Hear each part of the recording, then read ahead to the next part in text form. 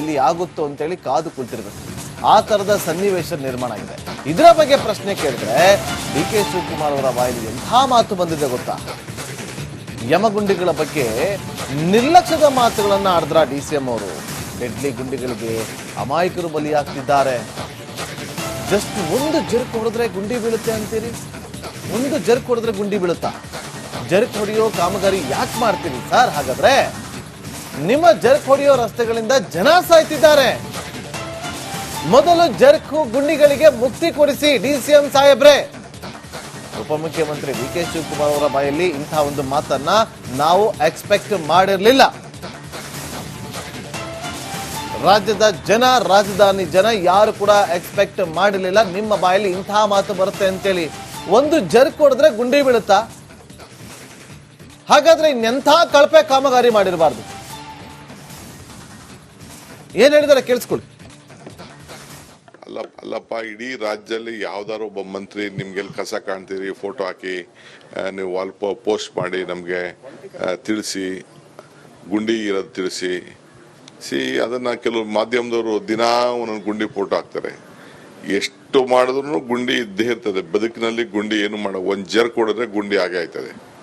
ಆಯ್ತಾ, ನೋಡೋಣ. ನಾವು ಏನೇನೋ ಈಗ ಕಾಂಕ್ರೀಟ್ ರೋಡ್ ಜೊತೆಗೆ ಇನ್ನೊಂದು ಯಾವುದೋ ಒಂದು ಬಂದಿದೆ, ಹೈದ್ರಾಬಾದಲ್ಲೂ ಕೊಟ್ಟಿದ್ದಾರಂತೆ, ನೋಡ್ತೀನಿ. ಇಲ್ಲಿ ಬೇರೆ ಕಡೆನೂ ಕೊಟ್ಟಿದ್ದಾರಂತೆ. 10 ವರ್ಷ ಗ್ಯಾರಂಟಿ ನಮ್ಮ ಡಾಂಬರ್ದು. ಅದು ಈಗಾಗಲೇ ನಾನು ಡಿಸ್ಕಷನ್ ಮಾಡ್ತಾ ಇದ್ದೀನಿ. ಅವ್ರು ಮಿನಿಮಮ್ 10 ಕಿಲೋಮೀಟರ್ ಕೊಡಬೇಕು, ಯಾಕೆಂದ್ರೆ ಅವ್ರ ಮಿಷಿನ್ಸ್ ಎಲ್ಲ ಭಾಳ ಕಾಸ್ಟ್ಲಿ ಇದೆ ಅಂತ ಹೇಳ್ತಾ ಇದ್ದಾರೆ. ಅದೆಲ್ಲ ಆಲೋಚನೆ ಮಾಡಿ ಖಂಡಿತ ಎಷ್ಟು ಮಾಡಿದ್ರು ಗುಂಡಿ ಇದ್ದೇ ಇರ್ತದೆ ಬದುಕಿನಲ್ಲಿ. ಗುಂಡಿ ಏನು ಒಂದ್ ಜರ್ಕ್ ಹೊಡೆದ್ರೆ ಗುಂಡಿ ಆಗೇ ಆಯ್ತದೆ. ಎಷ್ಟು ಮಾಡಿದ್ರು ಗುಂಡಿ ಇದ್ದೇ ಇರ್ತದೆ ಬದುಕಿನಲ್ಲಿ. ಗುಂಡಿ ಏನು ಒಂದ್ ಜರ್ಕ್ ಹೊಡೆದ್ರೆ ಗುಂಡಿ ಆಗೇ ಆಯ್ತದೆ.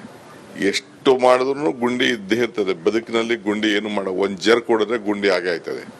ಎಷ್ಟು ಮಾಡಿದ್ರು ಗುಂಡಿ ಇದ್ದೇ ಇರ್ತದೆ ಬದುಕಿನಲ್ಲಿ. ಗುಂಡಿ ಏನು ಒಂದ್ ಜರ್ಕ್ ಹೊಡೆದ್ರೆ ಗುಂಡಿ ಆಗೇ ಆಯ್ತದೆ. ಎಷ್ಟು ಮಾಡಿದ್ರು ಗುಂಡಿ ಇದ್ದೇ ಬಲಿ ಆಗುತ್ತೋ ಅಂತೇಳಿ ಕಾದು ಕುಳಿತಿರ್ಬೇಕು. ಆ ತರದ ಸನ್ನಿವೇಶ ನಿರ್ಮಾಣ ಆಗಿದೆ. ಇದರ ಬಗ್ಗೆ ಪ್ರಶ್ನೆ ಕೇಳಿದ್ರೆ DK ಶಿವಕುಮಾರ್ ಅವರ ಬಾಯಲ್ಲಿ ಎಂಥ ಮಾತು ಬಂದಿದೆ ಗೊತ್ತಾ? ಯಮಗುಂಡಿಗಳ ಬಗ್ಗೆ ನಿರ್ಲಕ್ಷ್ಯದ ಮಾತುಗಳನ್ನ ಆಡಿದ್ರ DCM ಅವರು. ಡೆಡ್ಲಿ ಗುಂಡಿಗಳಿಗೆ ಅಮಾಯಕರು ಬಲಿಯಾಗ್ತಿದ್ದಾರೆ. ಜಸ್ಟ್ ಒಂದು ಜರ್ಕ್ ಹೊಡೆದ್ರೆ ಗುಂಡಿ ಬೀಳುತ್ತೆ ಅಂತೀರಿ? ಒಂದು ಜರ್ಕ್ ಹೊಡೆದ್ರೆ ಗುಂಡಿ ಬೀಳುತ್ತಾ? ಜರ್ಕ್ ಹೊಡೆಯೋ ಕಾಮಗಾರಿ ಯಾಕೆ ಮಾಡ್ತೀರಿ ಸರ್? ಹಾಗಾದ್ರೆ ನಿಮ್ಮ ಜರ್ಕ್ ಹೊಡೆಯೋ ರಸ್ತೆಗಳಿಂದ ಜನ ಸಾಯ್ತಿದ್ದಾರೆ. ಮೊದಲು ಜರ್ಕ್ ಗುಂಡಿಗಳಿಗೆ ಮುಕ್ತಿ ಕೊಡಿಸಿ DCM ಸಾಹೇಬ್ರೆ.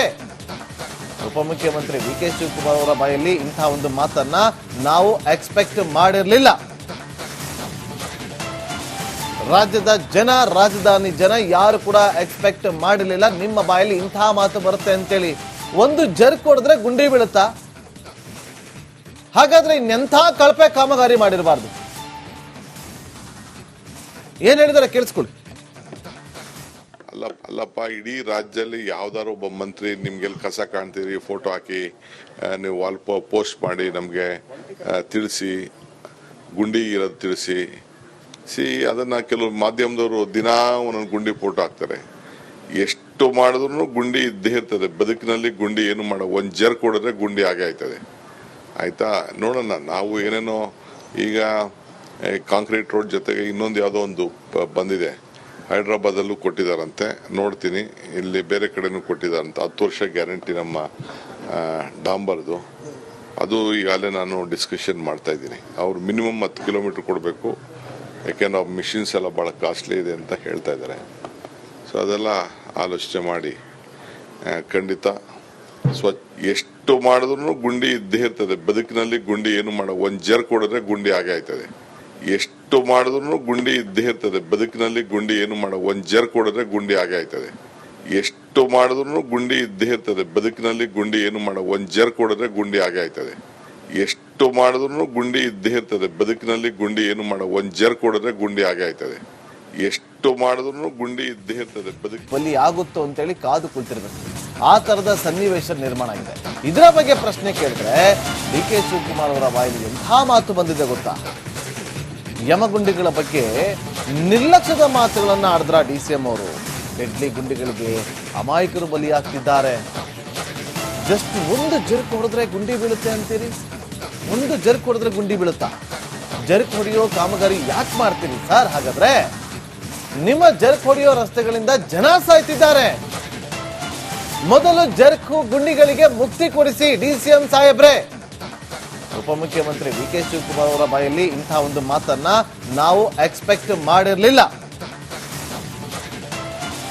ರಾಜ್ಯದ ಜನ, ರಾಜಧಾನಿ ಜನ ಯಾರು ಕೂಡ ಎಕ್ಸ್ಪೆಕ್ಟ್ ಮಾಡಿರಲಿಲ್ಲ ನಿಮ್ಮ ಬಾಯಲ್ಲಿ ಇಂತಹ ಮಾತು ಬರುತ್ತೆ ಅಂತೇಳಿ.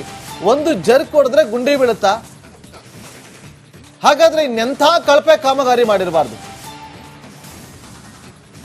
ಏನ್ ಹೇಳಿದಾರೆ ಕೇಳಿಸ್ಕೊಳ್ಳಿ.